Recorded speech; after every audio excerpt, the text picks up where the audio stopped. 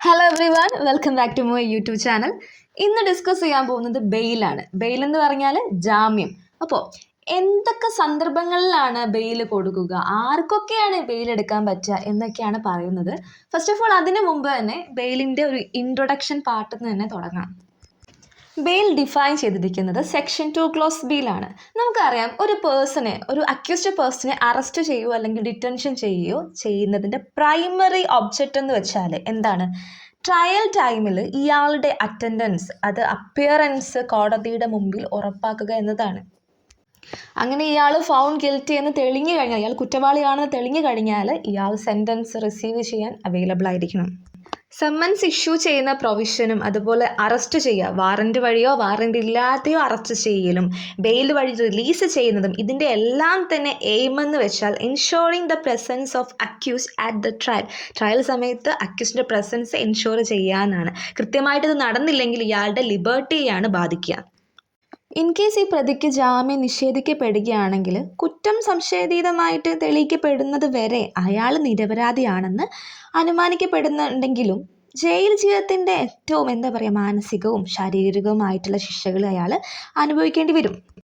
പക്ഷേ എന്ത് കാര്യത്തിനും ഒരു നെഗറ്റീവും പോസിറ്റീവ് ഉണ്ടാവും. ഫോർ എക്സാമ്പിൾ എടുക്കുകയാണെങ്കിൽ, ഒരു വ്യക്തി സീരിയസ് ക്രൈം ചെയ്ത വ്യക്തിയെ നമ്മൾ അറസ്റ്റ് ചെയ്ത ശേഷം അയാളെ ജാമ്യത്തിന് വിട്ടയക്കുന്ന സമയത്ത് ഇയാൾ എന്ത് ചെയ്യും? ഇൻ കേസ് ഇയാൾ തെളിവ് നശിപ്പിക്കുക അല്ലെങ്കിൽ പ്രോസിക്യൂഷൻ സാക്ഷികളെ നശിപ്പിച്ചുകൊണ്ടുള്ള ന്യായമായ വിചാരണയ്ക്ക് തടസ്സം സൃഷ്ടിക്കുകയാണെങ്കിൽ ഇയാളെ ജാമ്യത്തിൽ പുറത്തിറങ്ങിയ കാലയളവിൽ കൂടുതൽ കുറ്റകൃത്യങ്ങളൊക്കെ ചെയ്യാൻ സാധ്യതയുണ്ടെങ്കിൽ തന്നെ ഇത്തരത്തിലുള്ള ജാമ്യം അല്ലെങ്കിൽ ബെയിൽ കൊടുക്കുക എന്ന് പറയുമ്പോൾ നമ്മൾ നെഗറ്റീവായിട്ട് സെൻസിൽ എടുക്കേണ്ട ഒരു കാര്യമാണ്.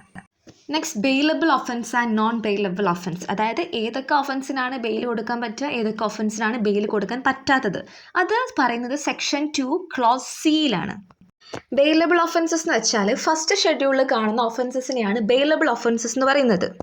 ഇപ്പോൾ ഷെഡ്യൂൾ എന്ന് ഉദ്ദേശിക്കുന്നത് CRPCൻ്റെ കേസിൽ എടുക്കുകയാണെങ്കിൽ IPCൻ്റെ അണ്ടറിൽ വരുന്ന എല്ലാ ഒഫൻസസിനെയാണ് നമ്മൾ all offences under the penal code, അതിനെയാണ് ഷെഡ്യൂൾ എന്ന് ഉദ്ദേശിക്കുന്നത്.